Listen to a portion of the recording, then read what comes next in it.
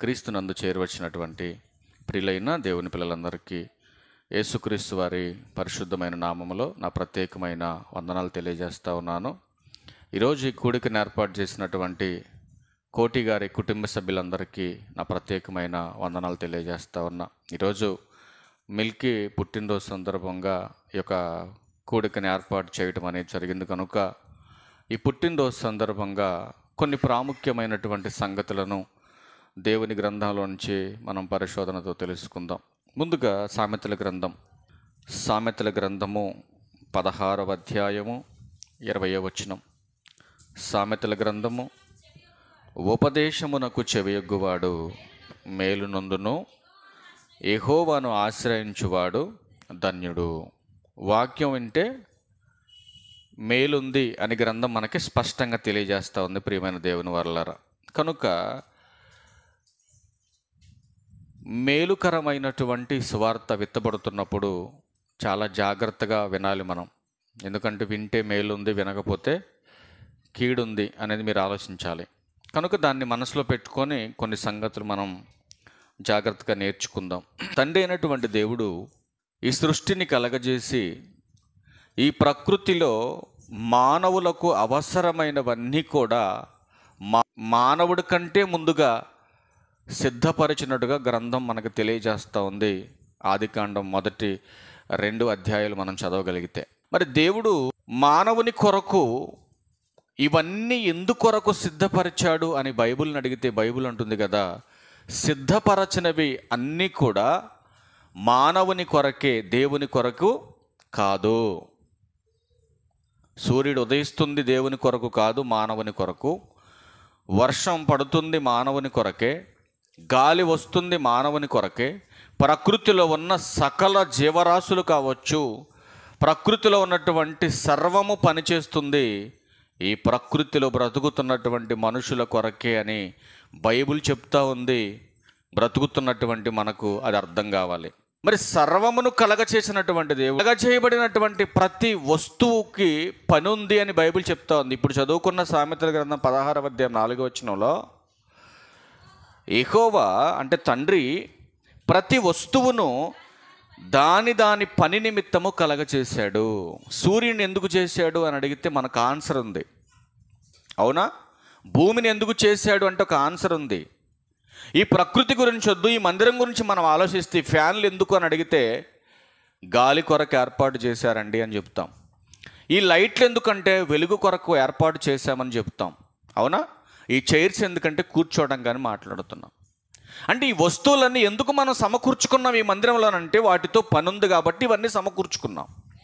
అంటే పని లేనివి, పనికిరానివి అవసరం లేదా మనకి, ఉంచుకోము మనంలోన, అంతే కదండి? పని లేనివి, పనికిరానివి మనం ఎందుకు ఉంచుకుంటాం? ఇంట్లోనైనా మందిరంలోనైనా ఉంచుకుంటామా? ఉంచుకోము.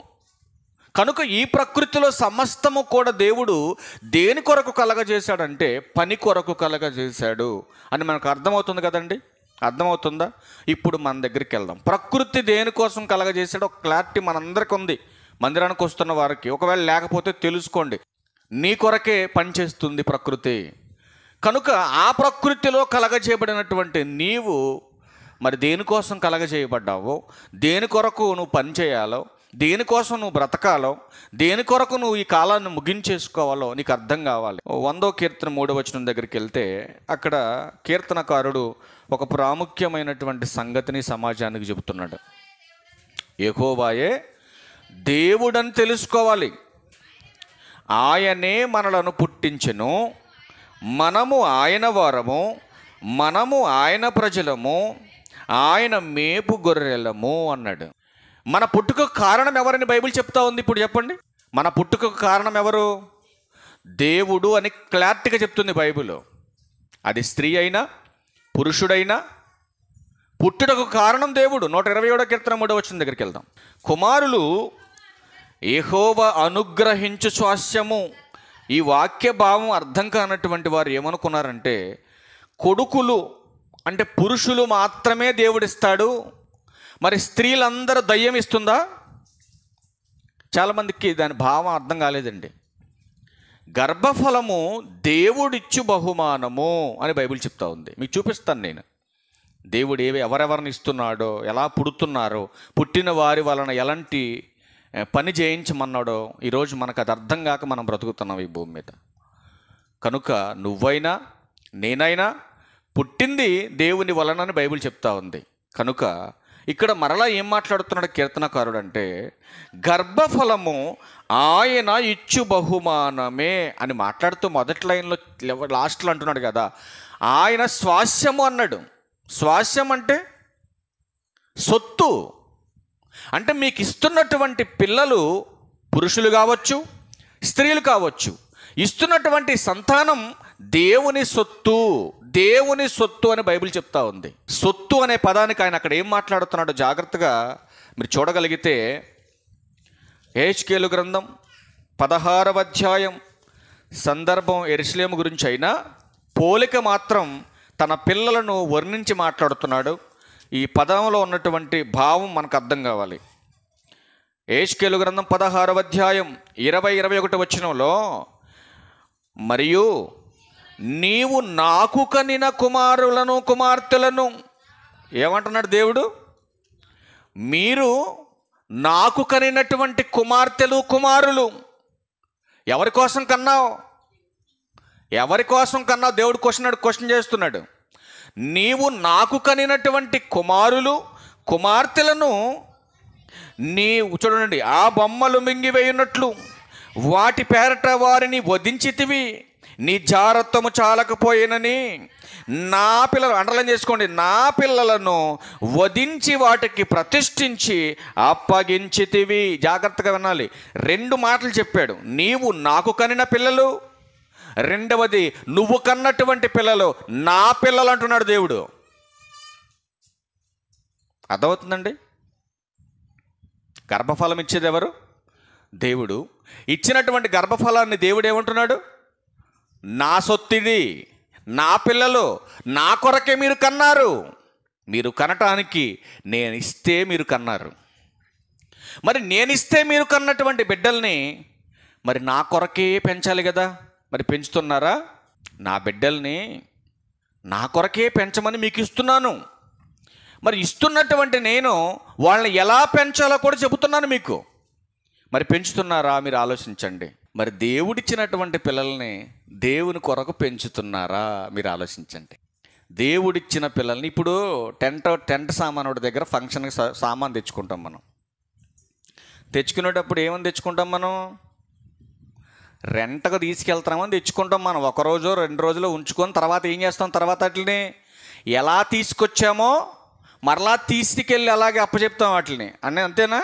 నువ్వు తెచ్చేసుకున్న తర్వాత ఇవన్నీ మేము వాడుకున్నాం కాబట్టి ఇవన్నీ మాయని ఇంటి దగ్గర ఉంచుకుంటావా? ఉంచుకుంటే ఊరుకుంటాడు టెంట్ సామాను ఊరుకుంటాడండి? ఊరుకుంటాడా?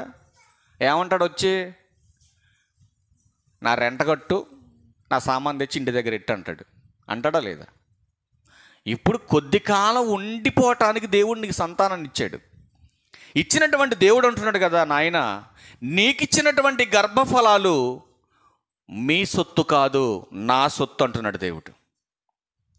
మరి నా సొత్తు అయినటువంటి పిల్లల్ని నేను చెప్పినట్టుగా పెంచితే లోకానికి బానిసలు కారు. కానీ చరిత్రలో ఇశ్రాయేలు ఏం చేశారో తెలుసండి? తమ గర్భాన పుట్టినటువంటి పిల్లల్ని విగ్రహాలకు బలి అర్పించారు.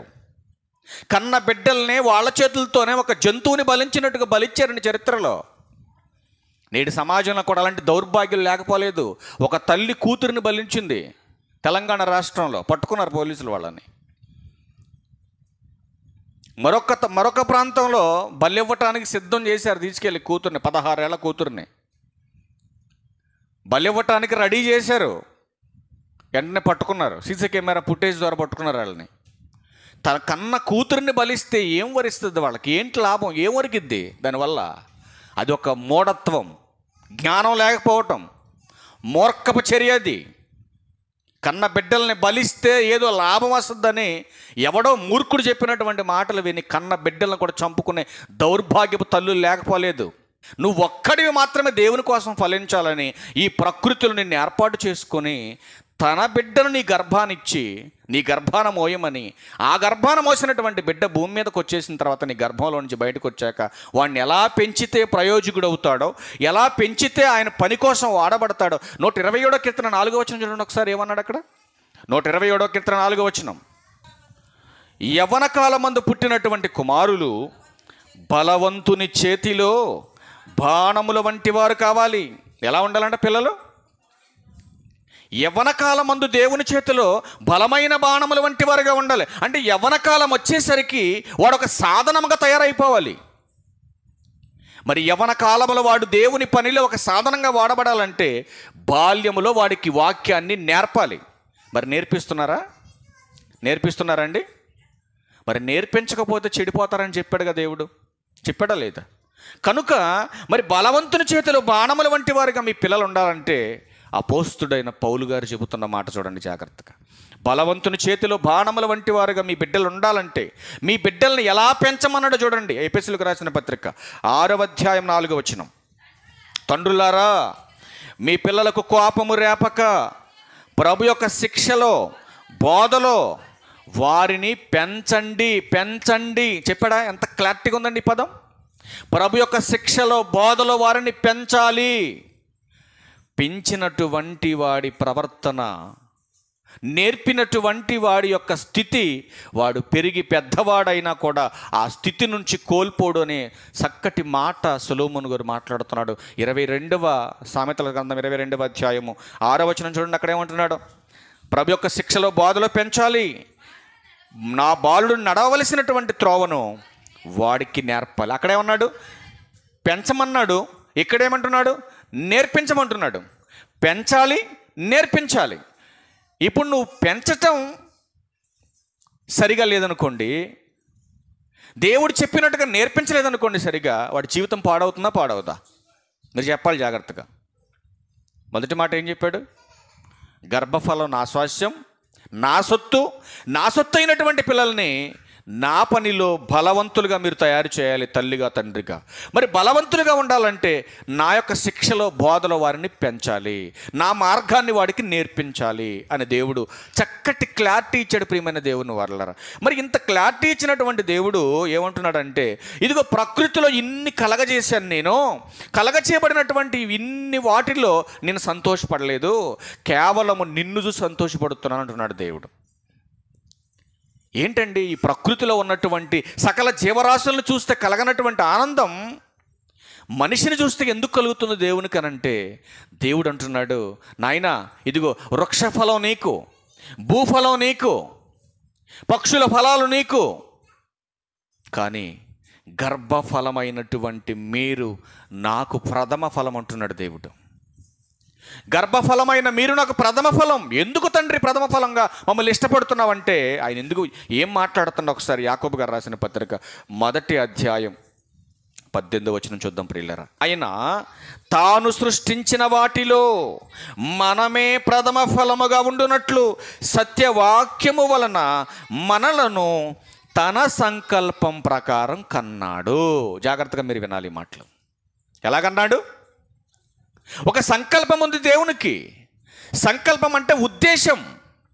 ఏంటి దేవుని ఉద్దేశం అంటే, ఉద్దేశపూర్వకంగానే ఈరోజు దేవుడు సర్వ మానవాళిని సృష్టిస్తున్నాడు ఈ భూమి మీద.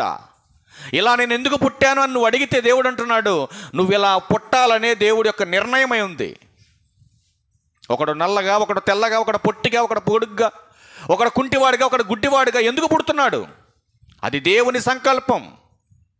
కానీ మానవాడికి అర్థం కాలేదండి. ప్రకృతిలో కలగచేయబడినటువంటి వాటన్నిటిలో మనమే ప్రథమ ఫలం. ప్రథమ ఫలం అంటే మొదటి స్థానం, మొదటిది అని అర్థం. ఎందుకు తండ్రి మమ్మల్ని ప్రథమ ఫలంగా ఎన్నుకున్నావు, మొట్టమొదటి వారుగా మమ్మల్ని ఎందుకు చేసుకున్నావు అంటే, దేవుడు అంటున్నాడు కదా, నా మహిమ నిమిత్తం అన్నాడు. దేని నిమిత్తం ఎందుకు చేసుకున్నాడు మనల్ని అందరినీ? దేనికోసం పుట్టిస్తున్నాడు ఈ భూమి మీద దేవుడు? తన మహిమ కోసం.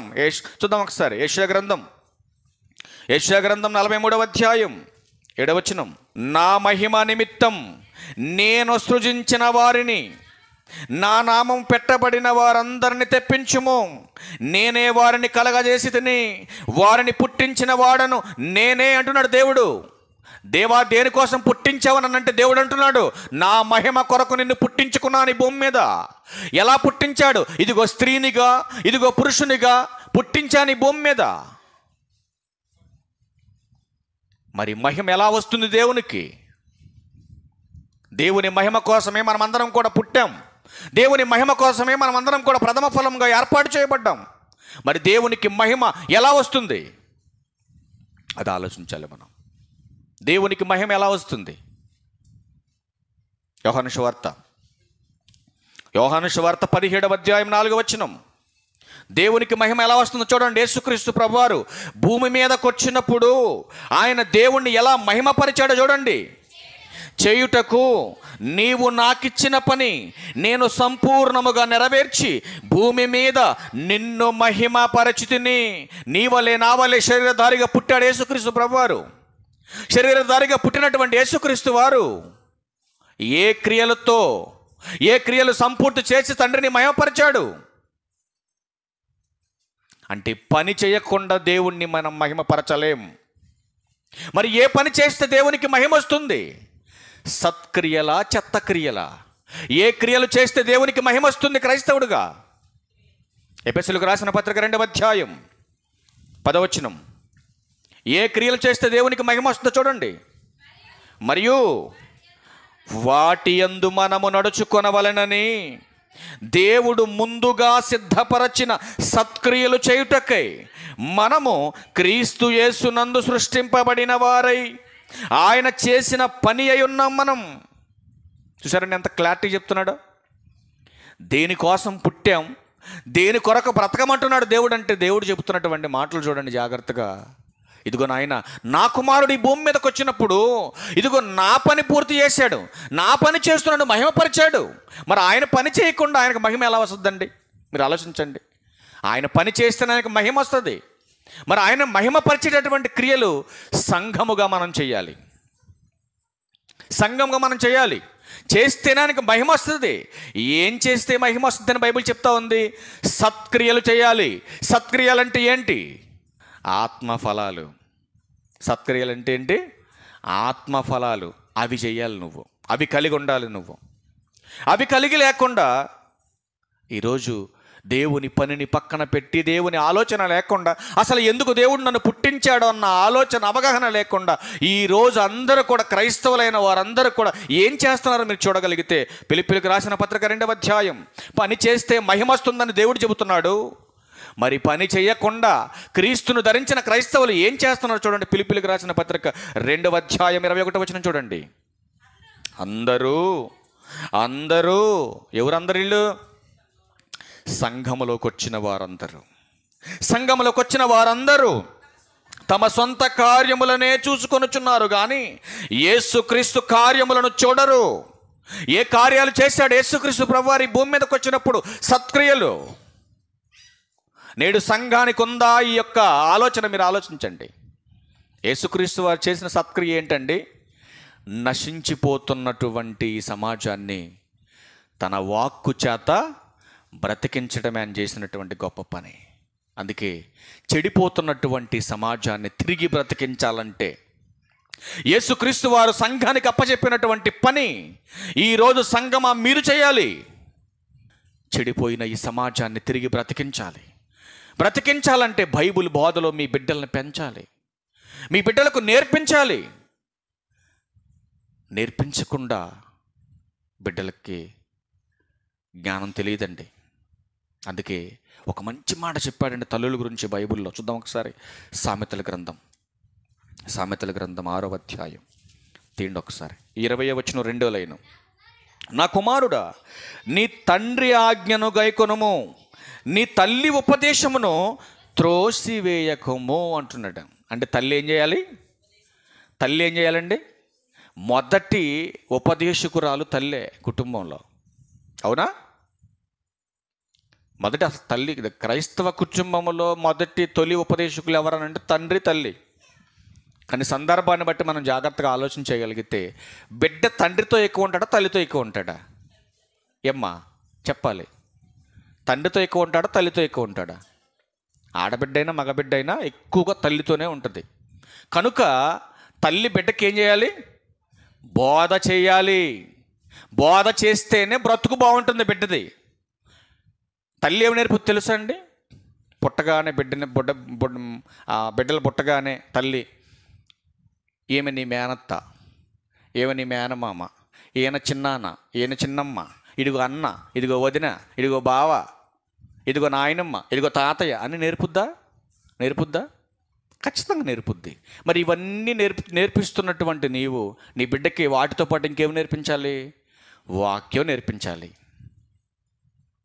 ఇదిగో నాయన పరలోకపు తండ్రి, ఇదిగో యేసుక్రీస్తు ప్రభువారు, ఇదిగో పరిశుద్ధాత్ముడు, ఇదిగో బైబిల్లో ఉన్నటువంటి మహాజ్ఞానం, ఇదిగో ప్రార్థన ఎలా చేసుకోవాలి, నీ ప్రవర్తన ఎలా ఉండాలి, ఇదిగో నువ్వు ఇలా మాట్లాడాలి, నువ్వు ఇలా ఉండాలి, ఇలా చెయ్యాలి, ఇదిగో నీకు ఇచ్చినటువంటి ఈ కాలాన్ని నువ్వు సద్వినియోగపరుచుకోవాలి. నేర్పుతుందా తల్లి? నేర్పుతుందండి? ఎన్ని యాక్సిడెంట్లు జరుగుతున్నాయండి, చూస్తున్నారా? న్యూస్ చూస్తున్నారా మీరు?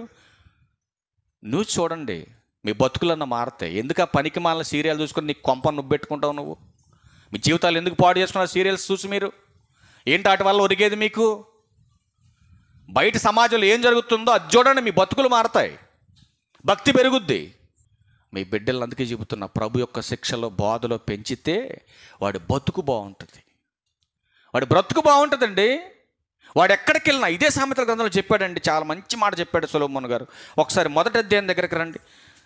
నిజంగా మీరు వాక్యంలో వాడిని పెంచితే చూడండి, 1వ అధ్యాయం 10వ వచనం, నా కుమారుడా పాపులు నిన్ను ప్రేరేపింపగా ఒప్పుకోమోక. అసలు నిజంగా నువ్వు బైబుల్ బోధ వాడికి నేర్పితే వాడు ఎక్కడికి వెళ్ళినా సరే, ఎంతమంది బ్రతిమలాడినా, ఎంతమంది వాడిని ఏమన్నా కూడా బోధ వాడిలో ఉంటుంది కాబట్టి వాడి బ్రతుకు మార్గం తప్పిపోదు. ఈరోజు ఎందుకు చిన్న బిడ్డలో చిన్న వయసులో చచ్చిపోతున్నారండి? ఎట్లాంటి దారుణమైన, మన బస్సు యాక్సిడెంట్ కాలిపోవటానికి కారణం ఎవరు? తాగి బైక్ నడిపిన వాళ్ళేనా? తాగి బైక్ నడిపి డివైడర్ని గుద్ది అంతమంది చావుకు కారణమయ్యారు. చివరికి వాళ్ళేమైనా బతికారా? ఆ బైక్ నడిపినోడు చచ్చిపోయాడు. ఎట్లాంటి ఘోరమైనటువంటి పరిస్థితులు సమాజంలో వాటిల్తున్నాయి మీరు చూడండి. ఈ రోజు కూడా ఒక బస్సు యాక్సిడెంట్ అయింది, ఆర్టీసీ బస్సు. నిన్న ఒక బస్సు యాక్సిడెంట్ అయింది లింగపాలెం దగ్గర. ఎందుకు జరుగుతున్నాయి ఇవన్నీ? అపవాది ఇప్పుడు ఎవరి మీద పడిపోయాడు తెలుసా అండి?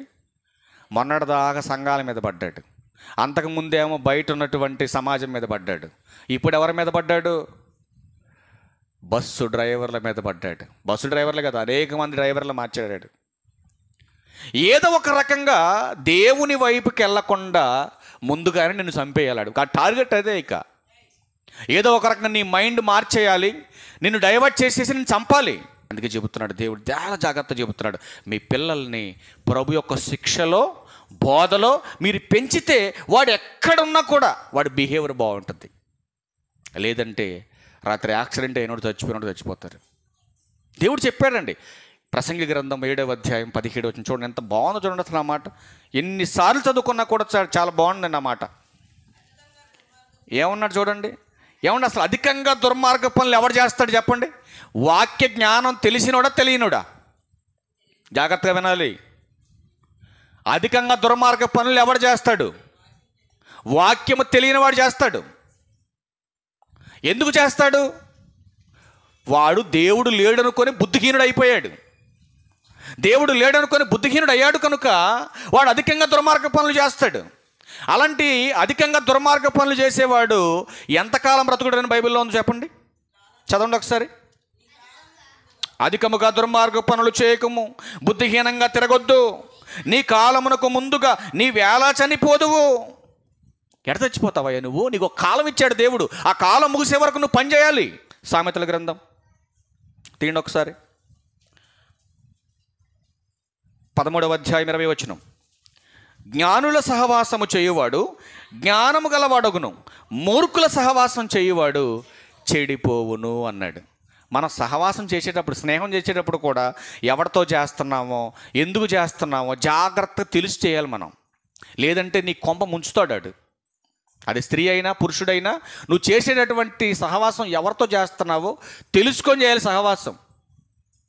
నీకు మేలు చేసేవాడై ఉండాలి, కానీ నీకు హాని చేసేవాడైతే వాడి సహవాసానికి వెళ్ళమకన్నాడు ఆయన. అందుకే జ్ఞానుడు సహవాసం చేసేవాడు ఎలా ఉంటాడు? జ్ఞానం గలవాడవుతాడు. మరి మూర్ఖులు సహవాసం చేస్తే చెడిపోతాడు, చివరికి చచ్చిపోతాడు. అందుకే దేవుడు హెచ్చరిస్తున్నాడు, ఇదిగో నాయన, నీ బిడ్డలకు మీరు దేవుని జ్ఞానాన్ని నేర్పాలి, మహాజ్ఞానాన్ని నేర్పాలి పిల్లలకి. అందుకే చెబుతున్నాడు కదా. మరొక మాట చూద్దాం. ఇప్పుడు యేసుక్రీస్తు ప్రభువారు భూమి మీదకొచ్చి తండ్రిని మహిమపరిచినటువంటి సందర్భం మనం చూసాం. యేసుక్రీస్తు ప్రభువారు ఏ సమయం నుంచి, ఏ వయసు నుంచి ప్రారంభించాడండి పని? ఏ వయసు నుంచి ప్రారంభించాడు? ఎప్పటి నుంచి? 12 సంవత్సరాల నుంచే ప్రారంభించాడు. చూద్దాం ఒకసారి ఆ మాట కూడా చూసి మనం ముగించేద్దాం. ఇక లూకాసు వార్త ఎన్నో అధ్యాయం? లూకాసు వార్త 2వ అధ్యాయం. డైరెక్ట్గా 2వ అధ్యాయం 49 దగ్గరికి వెళ్ళండి ఒకసారి. 2వ అధ్యాయం 49. ఏమంటున్నాడు యేసుక్రీస్తు ప్రభువారు? యేసు, మీరు ఎలా నన్ను వెదుకుచుంటిరి? నేను నా తండ్రి పనుల మీద నుండవలెనని మీరు ఎరుగురా? ఏమంటున్నాడు యేసుక్రీస్తు ప్రభువారు? ఏం చేస్తున్నాడండి యేసుక్రీస్తు ప్రభువారు అక్కడ? వాళ్ళు చెబుతున్నటువంటి బోధకు ఈయన రిటర్న్ క్వశ్చన్ చేస్తున్నాడు. ఎంత వయసు అయింది అక్కడ రాయబడింది చూడండి, చాలా స్పష్టంగా ఉంది. నెక్స్ట్ మాట చూడండి, 42వ వచనంలో ఆయన 12 ఏళ్ల వాడై ఉన్నప్పుడు ఆ పండుగను ఆచరించుటకై వాడుక చొప్పున వారు యెరూషలేమునకు వెళ్ళిరి అన్నాడు. ఆ 12 ఏళ్ల వయసులో యేసుక్రీస్తు ప్రభువారు మరి అంతటి జ్ఞానాన్ని ఎలా ప్రకటించగలిగాడు? ఏమండి, ఎవరు దీనికి మూలం? ఒకటి పరలోకమందున్న తండ్రి అయితే, రెండవది భూమి మీద జన్మనిచ్చినటువంటి మరియ గారి యొక్క పెంపకం.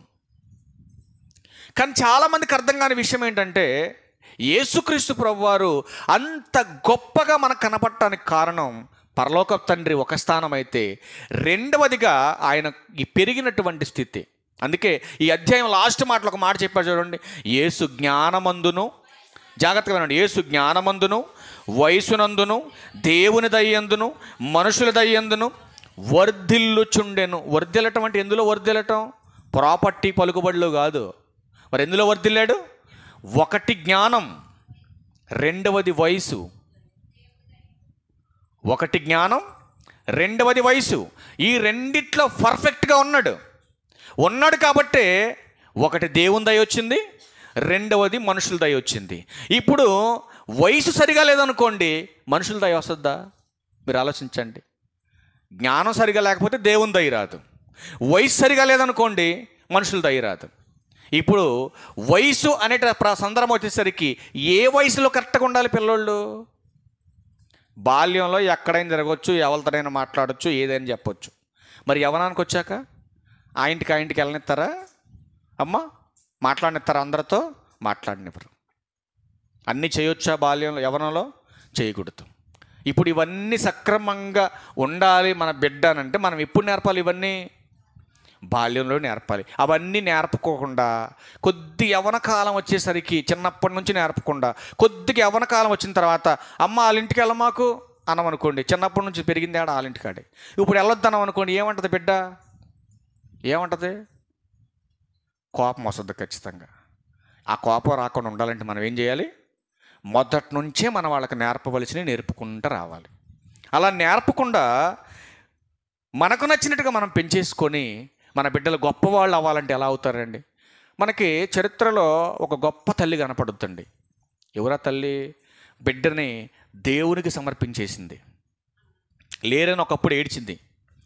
ఏడ్చినటువంటి తల్లి దేవునికి మనవి చేసుకుంది, దేవా ఒక్క మగబిడ్డనివ్వయ్యా అన్నది. మగబిడ్డనిచ్చేసాడు దేవుడు. ఇచ్చేసిన తర్వాత ఏమన్నదో తెలుసండామా? ఏమని ప్రార్థన చేసుకుంది? ఇచ్చినటువంటి బిడ్డ నీకే చేస్తాను నేను. అంటే ఇప్పుడు అన్నగారికి అర్థమైనటువంటి జ్ఞానం మనకు అర్థమైందంటారా? ఏమర్థమైందంటారు ఆమెకి? గర్భఫలం, దేవుడిచ్చు బహుమానం, ఆయన సొత్తది, నాకిచ్చినటువంటి కుమారుడు ఆయన ఇచ్చినటువంటి బిడ్డ అనుకుంది. అనుకున్నటువంటి ఆవిడ ఏం చేసిందో చూడండి ఒక్క మాట. సమూయేలు మొదటి గ్రంథం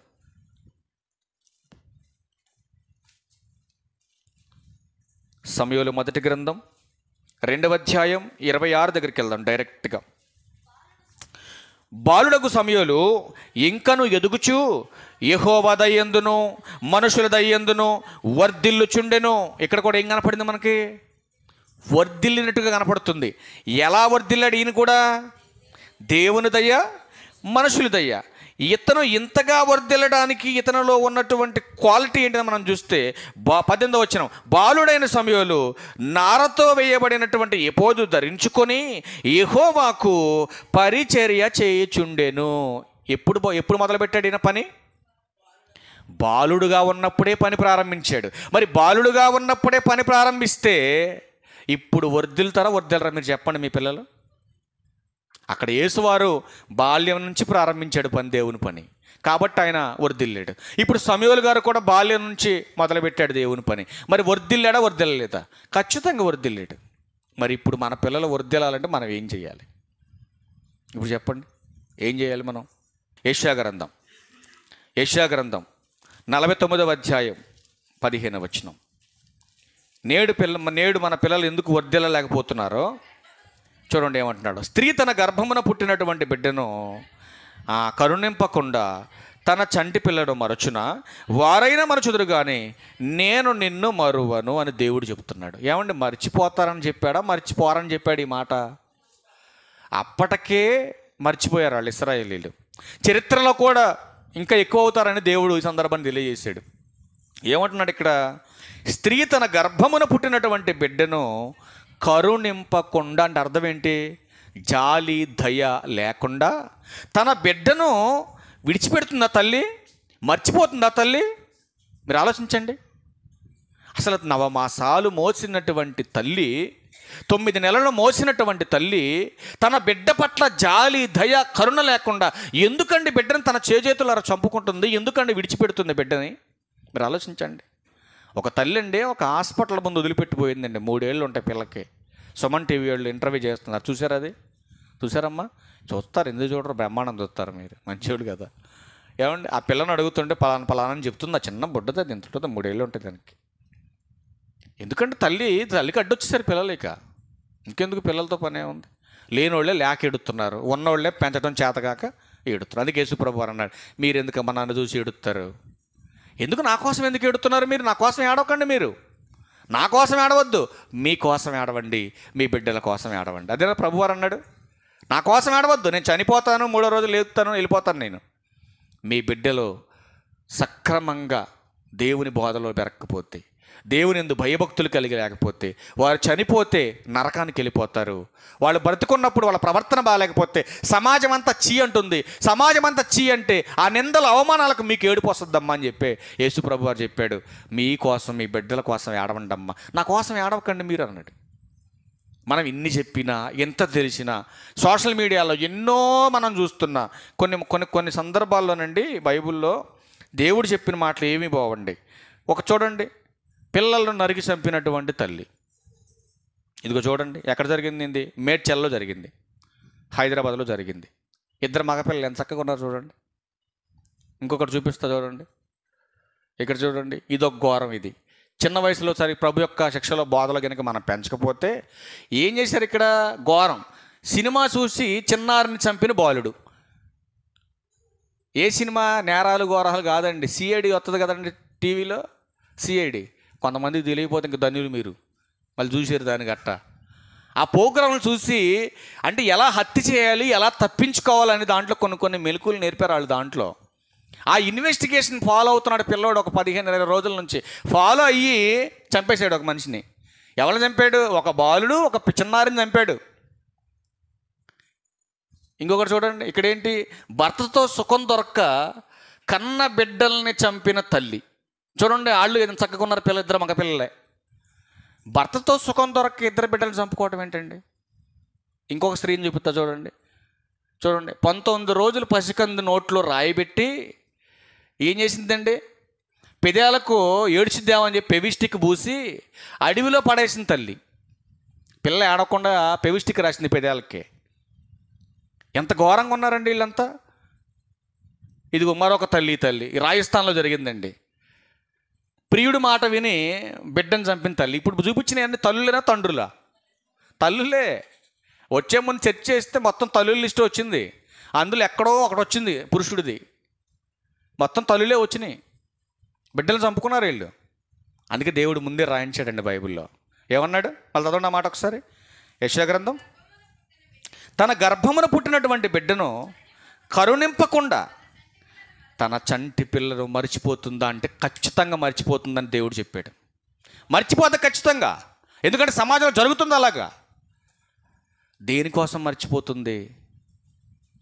దేనికోసం మర్చిపోతుంది బిడ్డల్ని చెప్పమంటారా?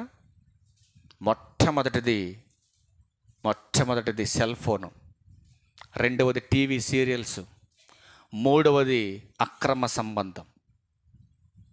ఈ 3 విషయాలను బట్టే తల్లులు తమ బిడ్డలను చంపుకుంటున్నారు. టీవీ సీరియల్ ఇంపార్టెంటా, నీ బిడ్డ ఇంపార్టెంటా? ఆలోచించు ఒకసారి.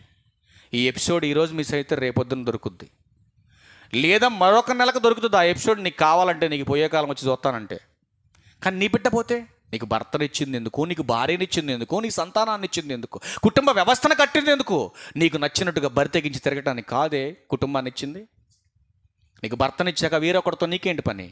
నీకు భార్యనిచ్చాక వేరొకరి దానితో పని ఏంటి నీకు? అందుకే అన్నాడు, ఒక చక్కటి సామెత చెప్పాడండి బైబిల్లో. చక్కటి సామెత చెప్పాడు.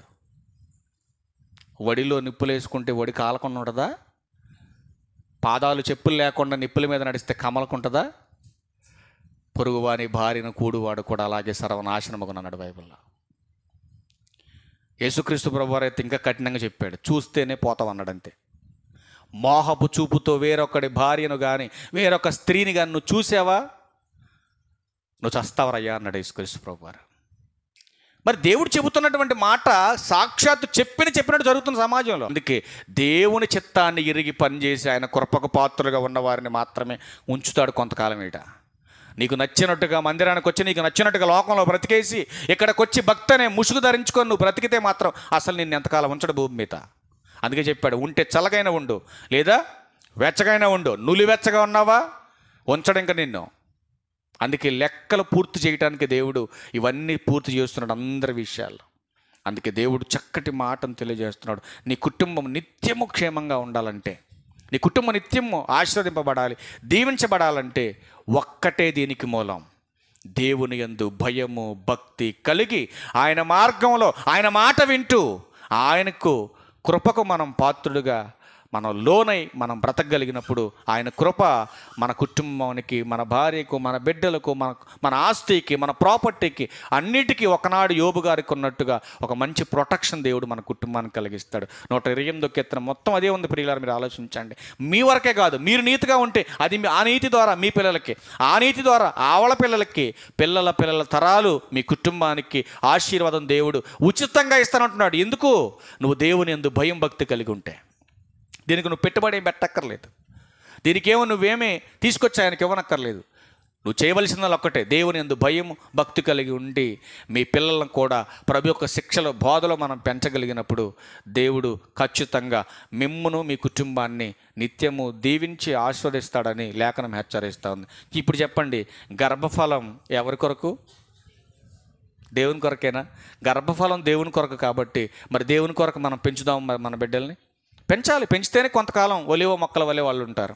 లేదంటే ఎప్పుడు ఎలా అపవాది అటాక్ చేసి ఈ లోకంలో నుంచి తీసుకెళ్ళిపోవాలని ఆలోచన చేస్తూ ఉన్నాడు కనుక, ఎవరిని మింగుతున్నా అని వాడు ఎదురు తిరుగుతున్నాడు కనుక మన బిడ్డలకి మనం సరైనటువంటి ప్రొటెక్షన్, వాక్యం అనేటటువంటి రక్షణను వాళ్ళకి మనం నేర్పించాలి. ఆ రక్షణలో వాళ్ళని ఎదిగేలాగా పెంచేలాగా మనం అందరం కూడా ప్రవర్తించాలని ప్రభుపేట మీకు మనవి చేస్తూ ఈ నా మాటలు ముగిస్తూ అందరికీ వందనాలు. Thank you.